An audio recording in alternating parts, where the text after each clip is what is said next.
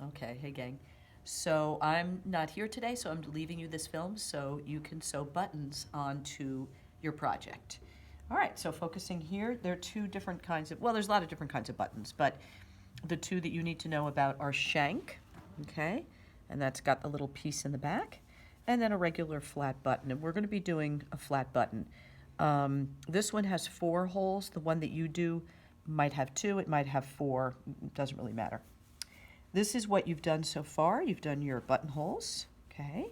And the idea is that we're going to put 3 buttons there so that when this button is there, you'll button it and that will hold closed. It should look like a cuff on a sleeve, okay? So the first thing you're going to do is fold that and then take your marker and make a little dot right in the center of that buttonhole. Be careful you don't get your Sharpie on your buttonhole edge. Open that up, make sure you can see, because remember it was a little tough to see on this fabric, so I'll make it even a little bigger because it's not a problem, right? This is going to sit on top, we'll never see that mark. Okay, and then because I gave you a pattern, make sure it's on the pattern, and this is a little bit off. See how it's a little bit off there? But that's okay, that's because I'm trying to line this up. Okay, next, threading a needle. All right, so this is where we keep our sewing needles on top of here. Okay, and I have some nice red thread to match my red button. Okay, so what you do is you lick your second finger. First you put your thread through and you match up your ends. Okay, then you lick your second finger, roll, replace, and pull, and that's how you get a knot. And I know I made that look really easy, and it's not easy. It's kind of hard. In fact, that's the hardest part of this whole job. So the freshman can show you how to do that.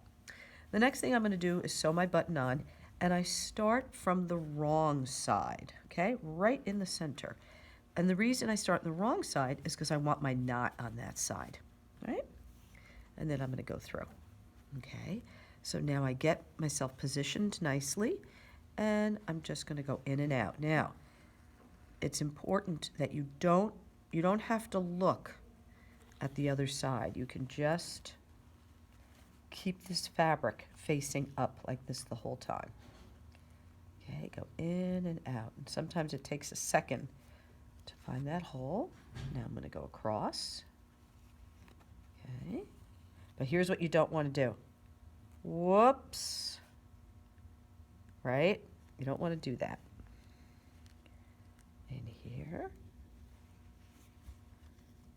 pull.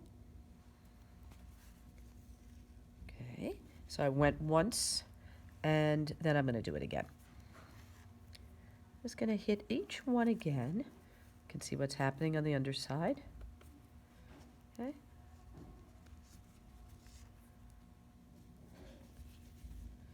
Two.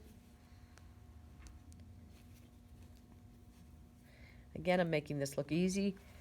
It's not so, you might have a little trouble finding that hole when you first start doing this. That might take you a minute or two. Okay, and if you've gone through twice, that button's not going anywhere. Flip it over. Now, knotting. The easy way to do it is to go in, 1, go back the opposite direction, 2, and you got to really dig in. And one more time, 3, same as when you back tacked almost. It's like a hand back tack. Okay, and if you've done that, going in 3 opposite directions, you can trim that with a scissor. Put your needle right back here. Put that through, and you've got a really nice button. Okay, and then you can do that for your other 2.